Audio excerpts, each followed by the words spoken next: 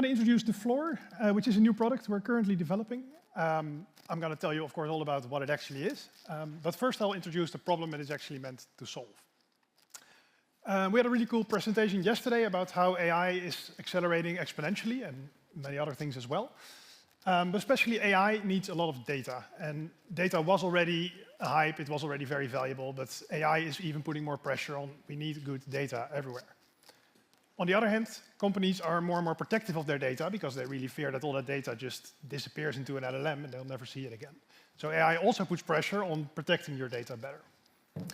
Meanwhile, the European Union is pushing out a lot of legislations about what you can actually do with data and how you can make it available. I'm sure all of you know about GDPR. Probably was a lot of work, was before I was at AMS-IX, but at my previous company we spent a lot of time on complying with GDPR. There's the Digital Services Act. I heard some stuff about that yesterday as well. But also the Data Act is coming, the AI Act is coming. There is more and more legislation coming about what can I actually do with my data. So we see there's really a need to have a good system around ensuring compliance and trading data with trust. And in this presentation, and also in the concept of the Floor, we'll be talking about trading data products. So a data product can be anything from an Excel sheet that is just useful data that you want to have, to a big scientific data set, but even API access or consultancy services producing data for you. To have a good data trade, obviously somebody will need to offer the data on certain terms. They will need to make the data available and tell you what you can do with it. And somebody needs to want to buy that data. I'm talking about buying as a financial transaction.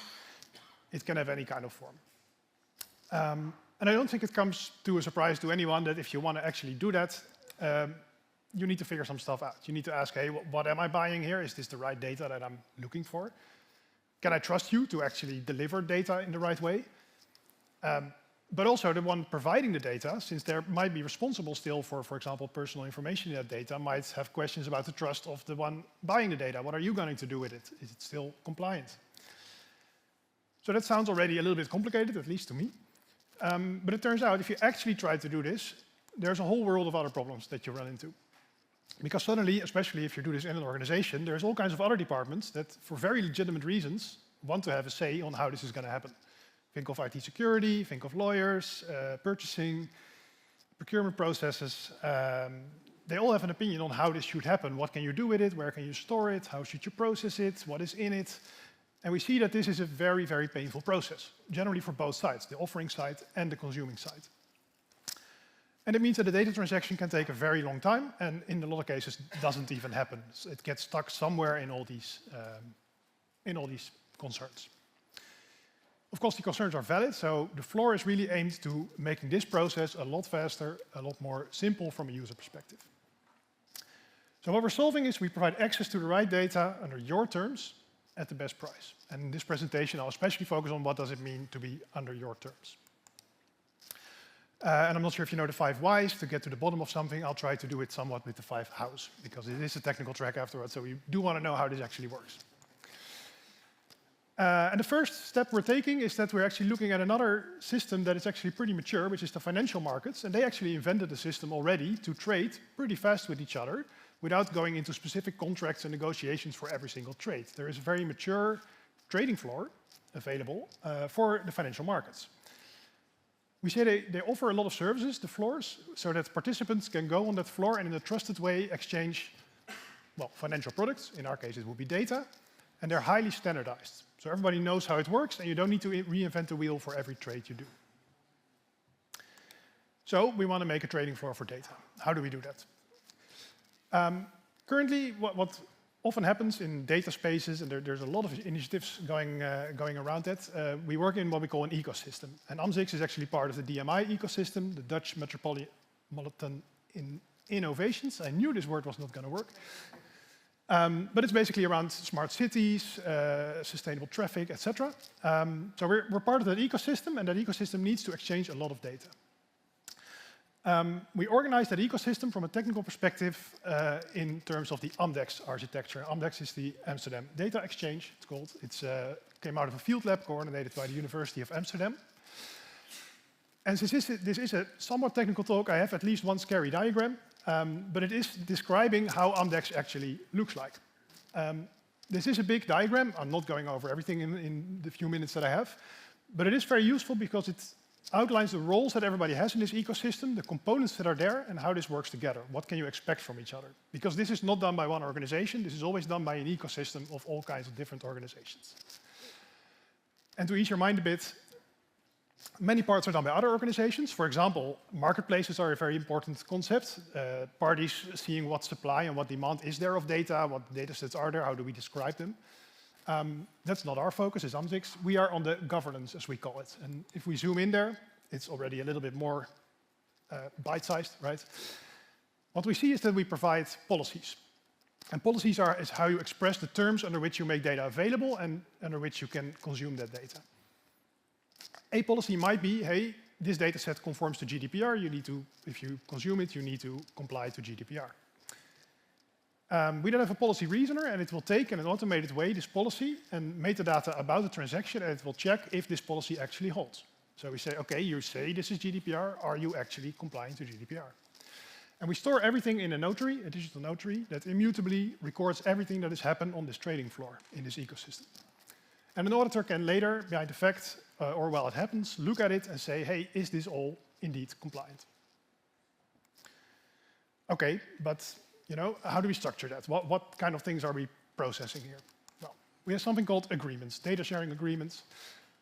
The fields on that will be hopefully very unsurprising. It's somebody is consuming the data, somebody is providing the data, the kind of identifier of what data you are providing, and some price. I don't think that's surprising. But the new thing is really that we also couple a set of policies on this agreement. So that means these policies, again, they're in digital form. I'll show you a bit more later. These policies in digital form are included in this agreement, and this agreement is digitally signed. So that means at the moment this agreement is made, you are really committed to have these policies checked when you do the trade. One policy could be GDPR, but another policy could be I only trade with organizations that are ISO certified, or you have to contribute back if you improve this data. It can be all kinds of policies on it. So let's see a bit how that would work in practice. So let's say that you want to offer a data product. You want to put the data product in the market for other people to consume, and you want to claim that it is actually GDPR compliant. A policy will run. It will ask you some questions about, hey, does this contain personal information? And if it does, with what purpose did you collect that personal information?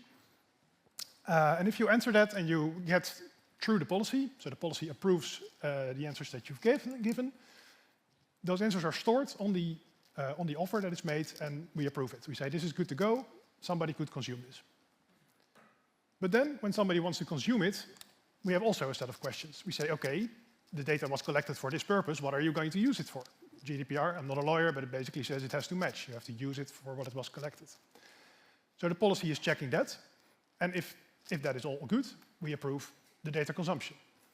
And all this is recorded into this notary. So we can all look back and say who claimed what, because of course we cannot check if you're actually going to use it for that. That is after the fact. But we have now the record, digitally signed. You are claiming you're going to use it for this. Okay, I say they're digital things, these policies. What are those digital things? There is quite a few standards already on exchanging policies for data. They very much focus on access generally, so they focus on describing like certain values need to be present and then you can access certain data. What we are doing is much more general. It's any kind of legal construction that you want to check. And also, they're not just machine readable, so they're not just a specified format. They're actually programs. It's a domain-specific language called eFlint, which is developed by the University of Amsterdam. And this is actually a program that runs. This is a very, very simplified version of the GDPR. But it's a language that is quite close to the way legal documents and legal constructions are generally structured, so that people with legal expertise can look at it and have a certainty that it's doing a similar thing that the legal term is doing. But also, we can just run it. We can run it every time somebody wants to do something with this transaction, wants to update their offer, and we can check that everything is still compliant. And by doing that, by checking all these automated policies all the time, we can make sure that everybody in the ecosystem plays by the rules and that everything is trackable in a neutral place. So that's how we provide access to the right data under your terms at the best price. That's it.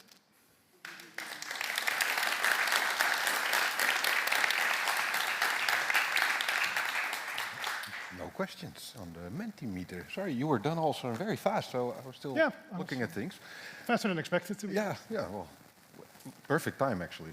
Just over a few seconds. Are there any questions in the audience? Because we are a bit ahead of schedule. We have one here in the front, Steven.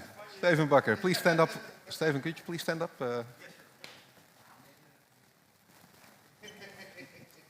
Hello. Yeah, hi. Well, we know each other. No, I was just curious, how far is the implementation of this? So I see the design. Is there any code that runs that works, or is it still in the planning? Well, so there's code that runs, for sure, which is my favorite kind of code. Yeah. It's not live in a production sense with customers. So we are working in this DMI ecosystem that is currently having the date of October to go live for the first few municipalities in the Netherlands. There is code that the University of Utrecht made, and we're now with AMS-IX and partners, we are making this into a product. Yeah. So there's a lot of code. We're not live yet for customers. Okay, cool. Thanks. Okay. Thank you. Any other questions? Can we get some light, please? Oh, there's another one here. Daniel. Daniel Schouwtak. Quick question. Is that kind of thing already implemented anywhere? Not in your specific... I cannot hear it, I'm sorry. Yeah, I think it's working, but I couldn't. Is that already implemented anywhere? Not in your case, like somewhere else in the world. Not exactly this. There is, especially in the Europe context, a lot of initiatives around data spaces and data sharing. I think the executable policies part is really the newest part here. University of Amsterdam might have a more elaborate answer about, like, research-wise how innovative it is, but this idea as presented is not yet running anywhere. I saw another question all the way in the back corner. Could you please stand up, state your name and organization, please? Hi, this is Natalie from Ratten. My question is about the fraud data being submitted to be sold. So is there, I don't know, KYC or something? How do you check that the data that is being sold is actually good quality data? Thank you. Yeah, this is a hot topic, and it's also still under discussion. So from a technical perspective as an engineer, it is just another metric we can have about this. Is it GDPR compliant? Does it have certain quality measures? One of the things that's being done is working out what does that mean, data quality, because it means different things to different people. So it's not really on the level that what I presented here. It would be one of the things you could make a policy about. You could have one of those indicators. Somebody could make a claim about a certain level of that indicator, and then you can check that in a policy. But the system itself will not check that, just like we won't check if there is actual personal data in your data set. It's really checking the claim that it is. So how it works on the policy side, I understand. But in fact, you can generate a lot of data now with AI, right? Just as simply as ChatGPT even. And then you'll be trading something that will be used, which, well, your platform is basically the ecosystem that will support that fraud spread, yeah. I'm not sure if I understood that last part, to be honest. So basically, you are creating a tool for the exchange of data. Yeah. And because there is such a big potential of this data being frauded, you are partially compliant for the risks that this platform brings. So fraud, you are saying? Yeah. Sorry. Yeah. So you mean like offering data that is not what it claims to be, in that sense? Yes. Yeah, so well, this is actually, so I think that's where that notary comes in. So certain claims are being made on offer, and the data has a nature that you cannot really see the data before you buy it, because seeing it is having it, right?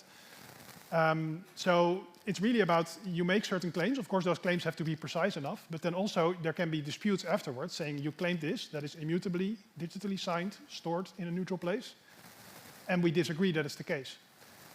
So there's also audit parties. KPMG is part of our consortium in DMI. So they're also looking at, okay, what happens if you consume the data and you say, hey, this is not what I've been promised.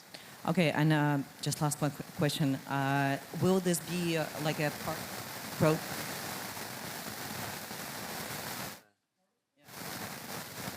Sorry, I couldn't hear it. Will it be a part of the checkup process every time, or if the conflict appears? The data transaction itself? So these policies are checked all the time. But it's checked in the process of coming to an agreement about the data transaction. So we're not involved in the actual exchange of data. That is still, that could be all the ways it currently already happens. We'll just try it like this. So that's actually all the time we have for now. So, yeah, ladies and gentlemen, Bas Hickendorff.